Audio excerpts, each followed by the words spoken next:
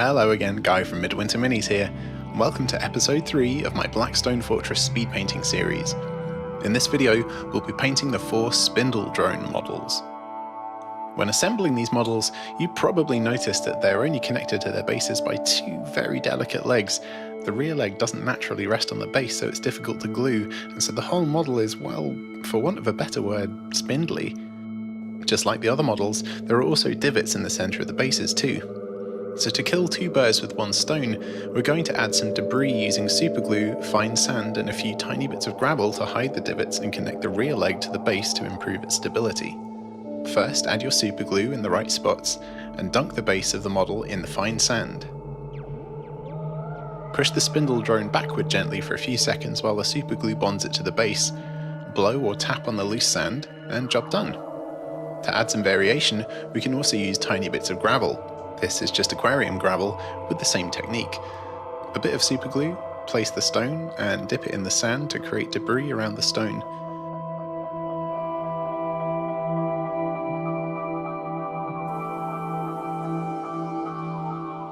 Now the imperfections on the bases are taken care of, let's get on with priming the model. First, we'll use grey primer. This is really just to give your paint job durability. You won't really see it. Once the grey primer is dry, you'll want to use your matte black spray to hit the models from the sides and underneath. Ignore the top. Now, no need to wait for this to dry, quickly hit it with our white primer from the top only.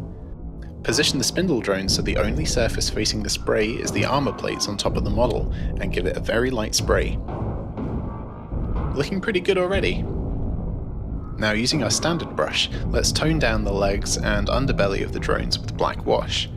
This will make everything a bit darker and make more contrast for the highlights we'll add shortly.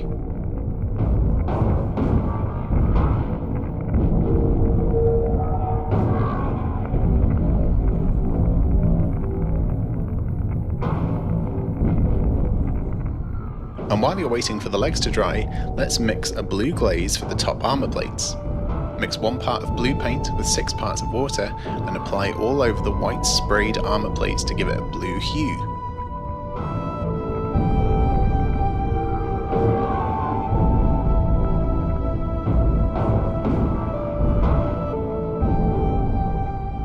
Once that's taken care of, it's time to have a coffee break and wait for the models to dry before we carry on.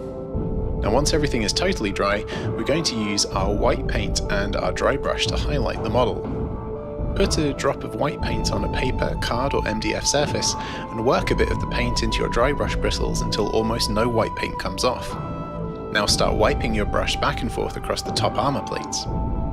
We can also use this white highlight to very lightly pick out some details on the legs just the same way.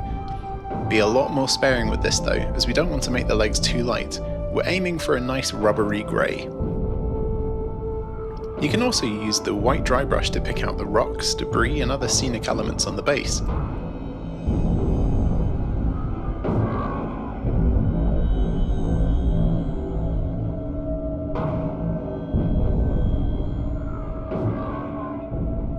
Now it's time to paint the base. Again, so I don't have to touch the models while I'm doing this, I attach them to a spray can lid with blue tack. Using our black paint, very slightly thinned out with a drop of water, you can paint the bases of the models using a standard brush.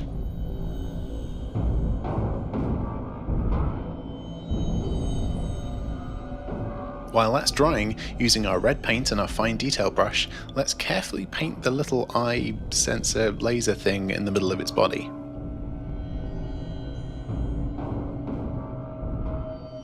And while we're waiting for the black on the bases to dry, we can use our brown wash to add a bit more natural colour to the rocks and debris on the base.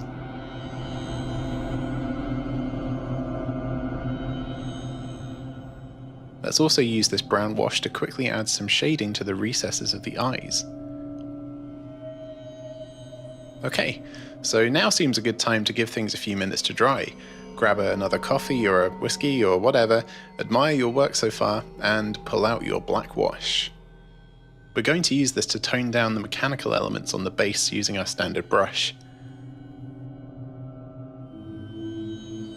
Now things are looking pretty good.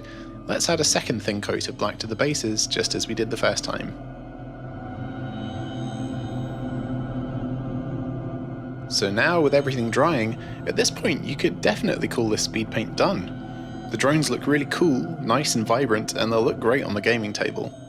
Now if your hands are feeling steady and your detail brush is ready, there are 2 more steps that we can do to add some great extra detail. Before we get to them, just a quick reminder to like this video and leave a comment below if you found this guide useful. I love reading them. To spice things up, the first extra step is to give the red eyes some fire using our yellow paint. Thin the paint with a little water, and using your detail brush, pop a little dot of paint in the center of the eye. And once this is dry, add another dot, even smaller than the first if you can. I didn't film me painting the second dot though, sorry. Now just like we did with the ghouls, we can also add some panel lining to the armor plates on the drones to really give them some definition. Using our brown wash and our detail brush, slowly, carefully and lightly trace the lines that separate the armor plates.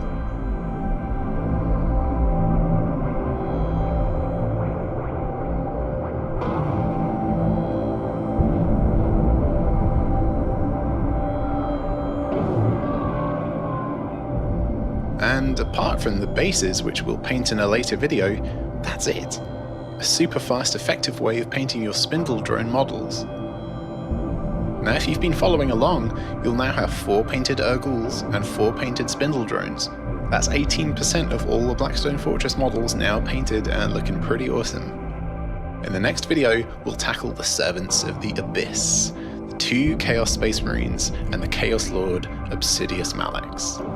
I hope you join me then. If you haven't already, subscribe so you don't miss out. And if you know someone that's just got Blackstone Fortress and might like some painting inspiration, share this video with them. I'll catch you next time. Bye for now.